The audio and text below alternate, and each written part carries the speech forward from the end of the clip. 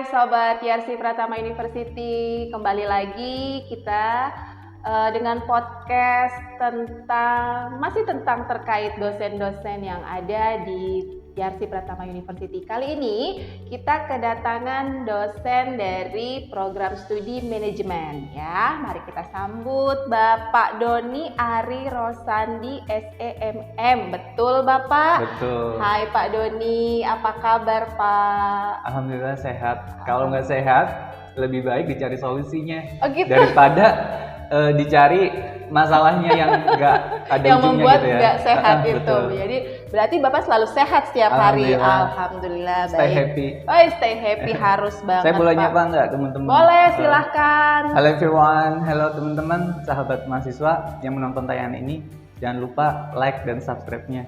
Ih, betul banget, betul. Sebelum nonton dari podcast kita dan tahu lebih banyak terkait manajemen, jangan lupa like, subscribe dari channelnya YRC Pratama University. Dan sosmednya Bapak udah? Belum. Ya, Bapak juga harus nih ya nggak sih? Masa mahasiswanya disuruh, dosennya enggak? Oke, habis ini langsung ya Pak. Oke. Siap. Baik teman-teman, Sobat YRC Pratama, kita kedatangan dosen manajemen. Oke, berarti salah satu program studi yang ada di YRC Pratama ini adalah manajemen, Pak. Oke. Manajemen ini kan umum ya, di mana semua kampus ya pasti ada manajemen. Dan semua orang saat ini pasti nyarinya manajemen. Padahal ya, apa bahasa saya ya, ambalayah Pak, yang namanya lulusan dari manajemen. Iya nggak sih Pak? Ya gitu. terlalu kalau di manajemen itu kan jurusan manajemen itu udah terlalu banyak, udah terlalu baku gitu kan. Makanya sekarang tuh manajemen ini berubah menjadi ada namanya kayak bisnis digital. Ya kan kalau kita kan menggunakan manajemen umum ya, secara umum. Nah, nanti yang terbarukan itu namanya bisnis digital. Oke, isinya mas tetap manajemen ya. Manajemen hanya pembaharuan tetapi nama. Dicampur dengan terkait teknologi atau Terkait transformasi teknologi. digital. Gitu. Oke, betul banget. Jadi nggak gaptek-gaptek ya Pak Ya, ya, betul. dan ada pembaharuannya. Terus kalau misalkan yang membedakan sih manajemennya YRC dengan manajemen lain apa tuh Pak? Yang membedakan itu ya kalau di YRC ini di dalam manajemen ini ada campuran teknologi ya yang kemarin ini saya melihat beberapa kurikulum yang di YRC itu. Jadi kayak pembaruan nama. Nah, ini penting juga kayak misalkan kita dalam manajemen umum ini nggak perlu yang namanya teknologi kayak misalkan tentang AI, kemudian tentang entrepreneur digital. Ini penting juga buat mahasiswa memahami tentang digital gitu. Termasuk kayak kita di dalam kelas ini juga harus memahami ada yang namanya Gen Z, ada namanya Gen Millennial, kemudian Gen Boomers, di mana kita juga nggak bisa kayak terpaku sama mindset kita sendiri sebagai dosen, tetapi bagaimana mahasiswa ini diangkat supaya bisa bernarasi, terus bisa public speaking dan juga bisa memberikan pikiran dia apa sih yang diberikan. Karena kalau misalkan saya pribadi, kalau misalkan selaku dosen terus membuat aturan dan sebagainya, kan mereka ada yang jenjang usianya berbeda-beda, maka dengan kesempatan atau memberikan kesempatan mereka untuk memberikan informasi-informasi karena di YRC ini ada yang karyawan dan sebagainya, ini kan buat memberikan pengalamannya ya di YRC ke teman-teman YRC gitu. Bapak juga lumayan ya pengalamannya ya Pak ya dalam perjalanan karir Bapak di bidang industri manajemen nih, memiliki tantangan yang paling berkesan tuh apa? Sehingga dapat mempengaruhi cara Bapak mengajar pada mahasiswa nih di YRC ini. Ya, kalau saya sih ya pendekatan untuk mengajarnya balik lagi ke mahasiswa, jadi nggak monoton ya Bu. Kalau saya sendiri, karena banyak kayak selaku dosen maunya mahasiswa ngikutin dosennya, tetapi kalau saya sendiri harus mengikuti generasinya, karena nggak semuanya yang saya ajarkan itu generasi Z atau Z ya, karena ada generasi milenial, generasi boomer, sehingga saya harus menyesuaikan gitu loh. Dengan pengalaman Bapak di bidang sebagai trainer digital marketing, mengintegrasikan keterampilan ini ke dalam materi dalam pengajaran di kampus. Makanya saya selalu bilang ketika masuk kan ada namanya presentasi gitu kan. Nah saya mengajarkan mahasiswa cara membuat template PPT yang menarik. Ini adalah bagian untuk belajar editor atau editing. Nah sehingga teman-teman mahasiswa nggak kaku, nggak template doang, gitu, nggak copy paste ke dalam PPT itu sendiri, tetapi dengan melakukan pendekatan-pendekatan yang digital, ya nanti dia akan terbiasa untuk mengedit, karena nanti jenjang selanjutnya saya akan mengajarkan bagaimana cara membuat template untuk mata kuliah tertentu gitu kan, yang misalkan entrepreneur digital. Nah ini kan perlu yang namanya promosi, membuat desain gitu. Belum lagi nanti ada namanya AI ya, yang membuat kayak audio dan sebagainya ya. Itu juga, atau video itu juga akan perlu dipelajari oleh mahasiswa gitu. Karena mahasiswa ini ada rentan generasi ya di dalam satu kelas, di mana ada yang gen boomers, ada gen Z, ada gen milenial. Karena nggak semuanya, kalau gen Z itu lebih dominan ke teknologi, sedangkan gen milenial itu 50-50. Nah gen boomers itu enggak. Jadi harus gen boomers ini kan lahirnya bukan di era teknologi. Nah ini juga harus dirangkul biar melek teknologi. Iya makanya biar nggak kaku-kaku banget gitu loh Bu. Nah, gitu. Jadi ini penting buat teman-teman selaku mahasiswa, ini juga harus dipelajari, karena kita juga memasuki era modern atau era teknologi di mana perubahannya sangat cepat gitu. Jadi mata kuliah atau prodi manajemen tuh nggak kayak dulu lagi ya Pak ya, nggak yang kaku kayak template gitu. Iya, ternyata sekarang juga sudah merambah ke dunia digital. Iya, karena salah satu tantangan dari manajemen itu tersendiri ya itu AI, teknologi seperti itu. Karena kan contohnya misalkan gini, administrasi ini juga udah banyak menggunakan sistem digital online gitu kan, dalam pendaftaran dan sebagainya. Ini kan merupakan tantangan tersendiri dari manajemen itu sendiri. Makanya mahasiswa harus dibekali tentang teknologi gitu. Makanya manajemen banyak beralih ke bisnis digital. Ya, ke bisnis digital, betul sekali. Nah, apalagi sekarang kalau ngomongin bisnis digital, ya memang sudah dunianya ya Pak ya. Udah betul. Kayak misalkan itu termasuk nggak sih kayak yang ya kita sebutlah yang si oren, si hijau, boleh kita sebut nggak sih? Boleh lah ya. Si biru. Itu kan salah satu bisnis digital saat ini kan. Itu juga masuk ke dalam ranahnya manajemen. Iya betul. Jadi ibarat kata kalau saya mau cerita sedikit tentang digital marketing tuh, digital marketing ini bagian dari induknya. Induk daripada nanti itu ya, nanti ada namanya rating. Ini adalah kayak misalkan contoh affiliate TikTok. Affiliate TikTok ini bagian dari strategi digital marketing ya. Nanti itu kan kayak misalkan ke oranye, ke hijau dan sebagainya, itu nanti kaitannya tentang afiliasi. Di mana seorang afiliator atau marketer ini mendapatkan komisi ketika jualannya itu ini terjual. Gitu. Oke, dan itu juga bisa diterapkan gitu ya Pak ya? Ya bisa diterapkan. Mungkin nanti bisa masuknya ke mata kuliah entrepreneur. Ada gitu. Juga di dalam manajemen. Iya. Kadang baku sih Pak, saya beberapa menemukan calon-calon mahasiswa ini, saya mau ambil jurusan akuntansi. Ya di benaknya mereka itu hanya penjurnalan gitu kan, hitung-hitungan. Nah, ya kebetulan di kami belum nih, masih OTW nih kalau untuk jurusan prodi akuntansi. Kita ada di manajemen. Nggak mau, saya maunya akuntansi. Kenapa nggak mau ke manajemen? Nggak mau, saya maunya hitung-hitungan. Dia di benaknya mereka tuh apa ya, manajemen terlalu luas atau gimana ya Pak ya? Biar lebih spesifik, biar lebih tertarik kalau misalkan oh iya ternyata manajemen Yarsi tuh ini ya dongnya nih gitu.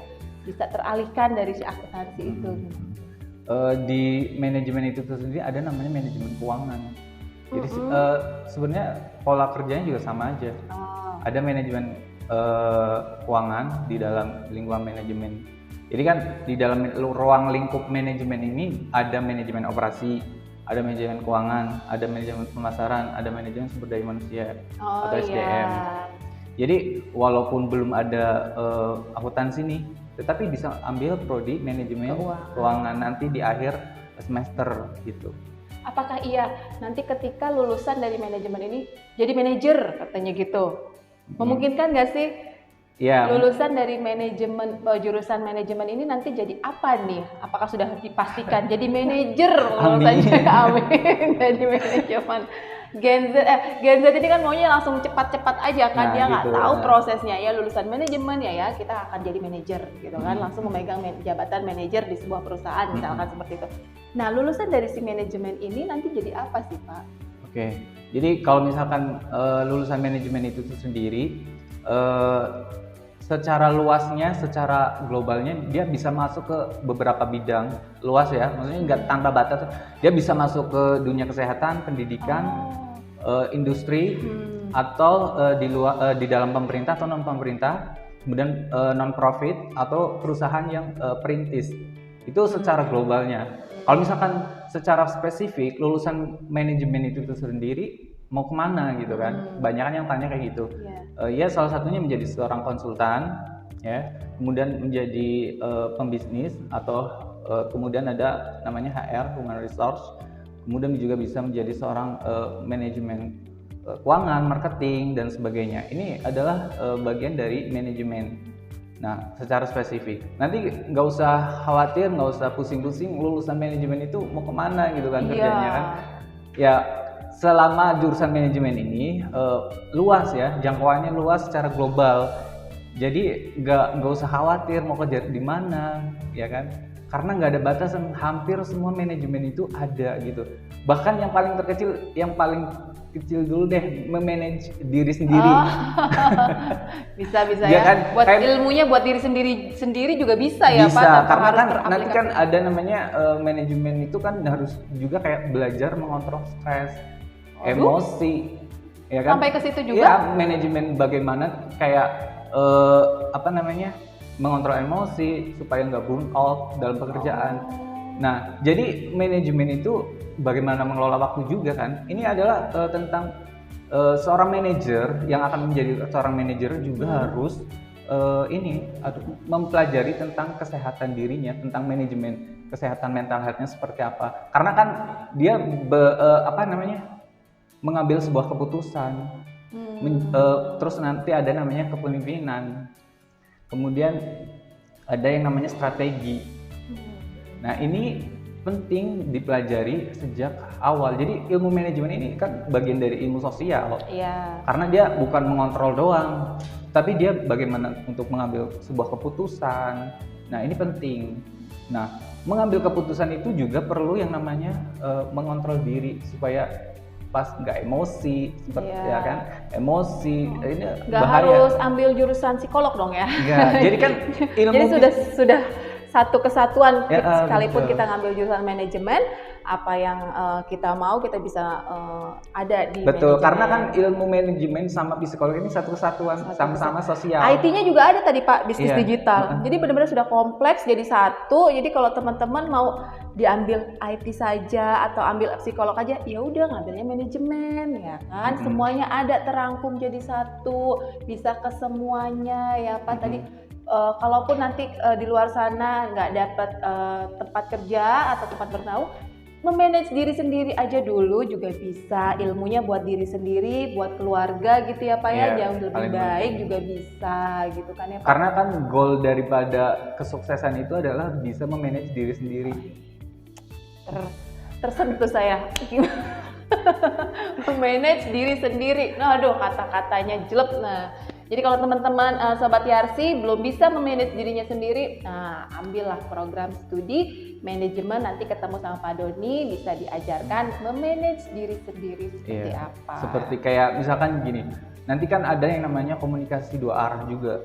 Kayak anggaplah kan kayak tadi Bu Lita bilang, Gen Z ini pengennya cepet, terus pengennya jadi manajer. Iya, nggak mau dia di bawah-bawah dulu tuh susah-susah kan nggak mau. Seorang manajer itu kan harus bisa bagaimana cara berkomunikasinya, bagaimana manage dirinya. Karena kan ada beberapa kayak misalkan menjadi seorang karyawan, katakanlah dia tertekan sampai burnout, stres dan sebagainya karena kurang adanya komunikasi dari manajer dengan bawahannya. Ini penting karena ketika misalkan anggaplah saya seorang karyawan, kemudian manajernya tidak memberikan motivasi dan sebagai dorongan dan sebagainya, ini akan membuat saya tertekan karena kalau ditanyain bla bla bla terus, ya ini juga nggak ada komunikasinya, ini bakalan membuat diri saya itu stres dan burnout gitu. Iya, jangan ya nanti malah ke arah yang negatif. Nah, betul. Ya. Makanya itu penting untuk memanajemen baik diri sendiri dulu supaya dalam pengambilan keputusan dan sebagainya, strateginya. Nah ini bisa bisa goal ya dalam mencapai kesuksesan itu sendiri. Oke, ada pesan lagi nih Pak. Sebagai seorang akademisi nih Pak Doni ya kan, sekaligus praktisi dan konsultan pendidikan ya Pak ya, yang membuat Universitas Yarsi Pratama menjadi tempat ideal bagi si mahasiswa yang ingin mengembangkan keterampilan di bidang manajemen digital tuh seperti apa Pak? Oke, jadi kalau misalkan kita ingin mengembangkan nih pengetahuan tentang teknologi digital, ya kita nggak usah jauh-jauh deh. Sekarang tuh banyak ada yang namanya AI. Nah, AI ini nanti mestinya harus dimasukin di kurikulum kita. Oh, bukan hanya di prodi IT itu? Iya, enggak. Di manajemen juga harus ada ya. Harus ada. Karena kalau kita ngomongin digital atau teknologi, kita perlu yang namanya mata kuliah yang mengandung tentang teknologi, terutama kayak transformasi digital, kemudian AI ini penting karena ke depan kita akan menghadapi era-era yang serba cepat, modern gitu. Sehingga kalau misalnya kita menggunakan template-template mata kuliah yang lama di dalam ilmu manajemen itu sendiri, kita akan ketinggalan. Gitu. Makanya kan di dalam sebuah industri atau perusahaan-perusahaan itu mengadakan pelatihan-pelatihan seperti digital marketing dan sebagainya. Ini kan penting untuk brand dan sebagainya. Betul. Dari Pak Doni sendiri nih, misalkan untuk para sobat Yarsi di rumah yang masih bingung nih ya, sekarang kan sudah memasuki tahun baru nih kebetulan ya Pak ya, pastinya teman-teman yang sekarang duduk di bangku sekolah kelas 12 sudah mulai nih mencari, mungkin kalau kemarin masih fokus sekolah, sekarang sudah mulai mencari nih jurusan yang minatnya apa, kemana. Apa sih tips dari Bapak nih berikan ke si sobat Yarsi nih? Pilihlah manajemen. Ya, apa ini? Jangan lupa di dalam ilmu manajemen itu banyak yang dipelajari, nggak khusus kayak misalkan belajar tentang kayak kan orang biasanya anak-anak ini mikirnya mau kuliah tapi ya nggak banyak hitungannya. Ya, salah satunya jurusan manajemen. Gitu. Itu saya dulu Pak. Saya mencari jurusan yang nggak ada hitung-hitungan. Lah ya makanya muncullah banyak ilmu komunikasi. Saya kan lulusan ilmu komunikasi. Tapi ternyata bagaimanapun jurusan apapun tetap ada hitung-hitungan. Iya betul. Jadi kayak buat teman-teman yang mungkin mau daftar di mau ambil prodi manajemen ini, nggak usah kayak misalkan saya bingung mau ambil akuntansi gitu, tetapi adanya manajemen doang. Di manajemen itu ada akuntansi juga. Ada mata kuliah akuntansi. Ada akuntansinya di manajemen. Terus yang nggak banyak hitung-hitungannya juga ada gitu, kayak yang formal kayak bahasa Indonesia itu ada juga. Jadi nggak perlu takut gitu. Anak sekarang nggak mau susah. Iya, makanya maunya serba cepat. Dan jangan lupa di manajemen juga kita belajar tentang teknologi ya, pembaruan teknologi teknologi. Udah paket komplit ya Sobat Yarsi ya kalau kalian pilih manajemen ya. Mau dari keteknologiannya ada, bisnisnya iya, nge-manage dirinya iya, terus juga nanti diarahkan untuk ke psikologisnya juga. Ya sudah ya, paket komplit ya Pak ya kalau manajemen ini ya. Jadi yang masih bingung nih Sobat Yarsi di rumah, pilihlah jurusan atau program studi manajemen di Yarsi Pratama University. Jangan di tempat lain karena tempat lain nggak ada Pak Doni. Yang ada Pak Doni hanya di Yarsi Pratama University. Karena Pak Doni merupakan salah satu dosen favorit mahasiswi. Oh gitu ya? Ya, banyak bisikan-bisikan nih para mahasiswi. Kalau Pak Doni lagi ngajar itu penyemangatnya lebih 1000 kali lipat. Oh gitu. Pas kelas Pak Doni nih yang tadinya males, belum mandi, pas kelas Pak Doni langsung mandi, langsung dandan karena mau menghadapi kelas Pak Doni. Nah, jadi buat teman-teman yang di luar sana yang masih ragu, dosennya kayak gimana? Ya Yarsi, kita punya Pak Doni, dosen manajemen. Gitu Pak Doni, terima kasih banyak. Mudah-mudahan kita bisa bertemu lagi di lain kesempatan. Ada mau closing statement buat Sobat Yarsi di rumah? Oke, buat teman-teman yang bingung mau jurusan apa, jangan lupa ambil fakultas atau prodi manajemen. Dan ingat bahwa jangan berdiam di satu titik, karena carilah tempat atau pengetahuan yang lain untuk mencari versi terbaik dari dirimu, gitu. Oh, carilah satu tempat yang merupakan. Jangan berdiam di satu titik. Jangan berdiam di satu titik. Carilah tempat atau pengetahuan untuk mencari versi terbaik dari dirimu. No, jadi jangan diem di zona nyaman aja gitu kali ya, maksudnya betul. Ya karena posisi karena di dunia ini luas. Dunia ini luas, jangan merasa puas diri di zona nyamannya seperti itu betul. Ya Pak ya. Oke, terus kembangkan potensi gitu kan ya Pak ya. Terus menggali, dan di manajemen ini banyak yang bisa kita gali ternyata. Betul. Dan yang paling diingat adalah warisan terbaik adalah pendidikan. Waduh, betul sekali. Karena nggak ada yang ngerebutin. Pacak. Oke, ya jadi Sobat Yarsi ya, gimana? Enak nggak sih? Bakal enak banget, udah kebayangkan kalau nanti masuk kelasnya Pak Doni, sudah kebayang nanti seenak apa diajarin sama Pak Doni. Nah, buat yang kalian yang penasaran, yang mau ngelihat Pak Doni terus, nah pilihlah jurusan manajemen yang ada di Yarsi Pratama University. Apalagi Pak yang mau disampaikan? Apalagi ya tergantung pertanyaannya.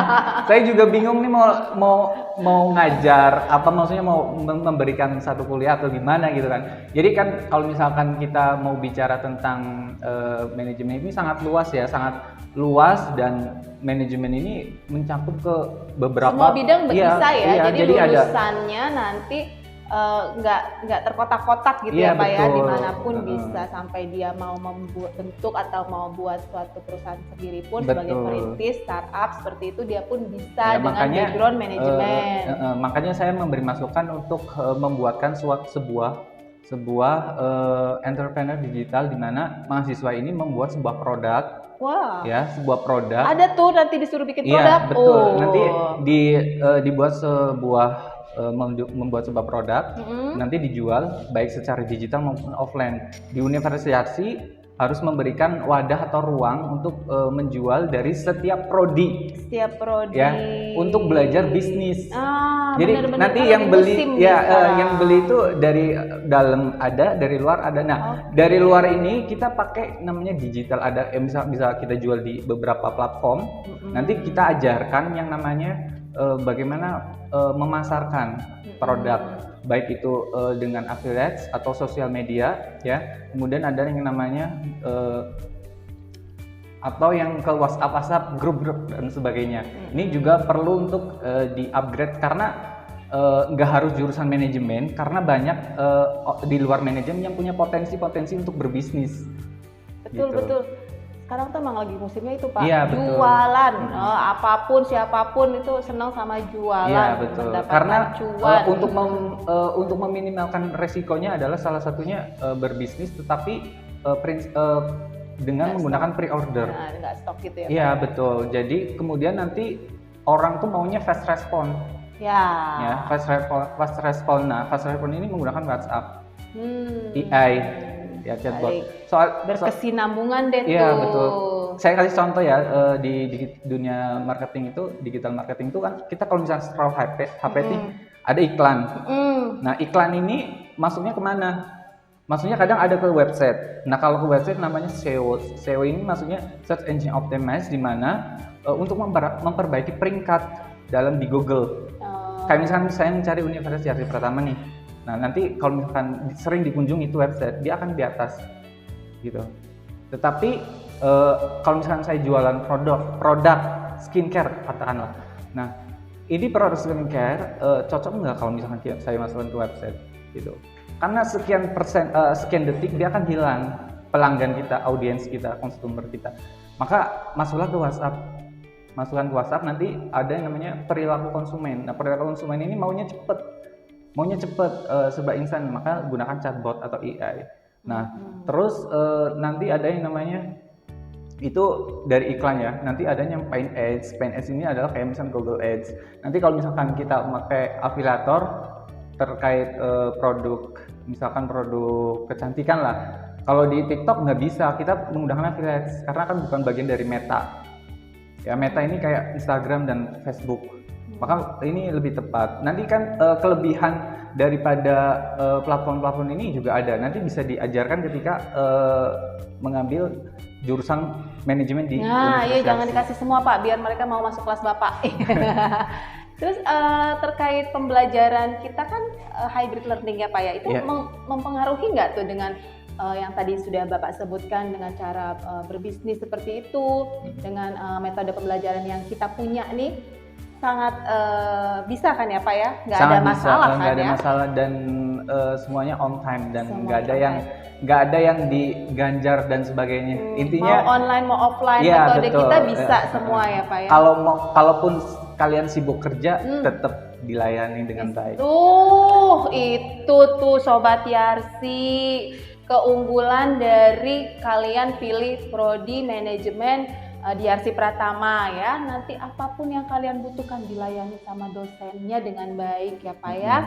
Jadi nggak perlu khawatir, ya kuliahnya online gimana nanti nggak masuk nih, nggak ngerti ini ada ini. Nah, kalau ada kekhawatiran seperti itu, dosennya siap.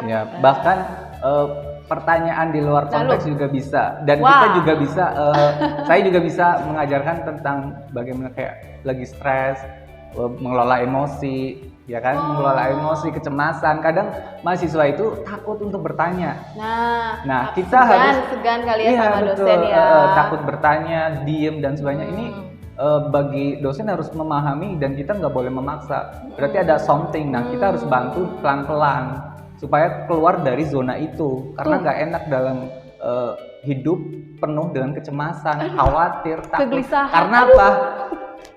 Karena itu akan mengganggu kesuksesan dan masa depan kita. Nah, gitu. Itu. Jadi kita betul-betul harus menjadi pribadi yang tadi Bapak bilang stay health, stay happiness ya.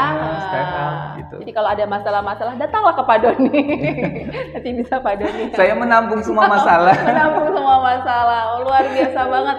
Tunggu apa lagi ya Sobat Yarsi, kalian bisa langsung pilih nih sekarang juga datang ke Yarsi untuk ambil prodi manajemen. Biar bisa dapat kelas Pak Doni, biar bisa nanti dilayani sama Pak Doni. Betul. Oke Pak Doni, terima kasih waktunya. Sama-sama, kita ngobrol-ngobrol santainya kayaknya sudah. Mudah-mudahan Pak Doni dan keluarga sehat selalu, nggak bosan-bosan nih melayani para mahasiswa kami. Betul. Terima kasih juga.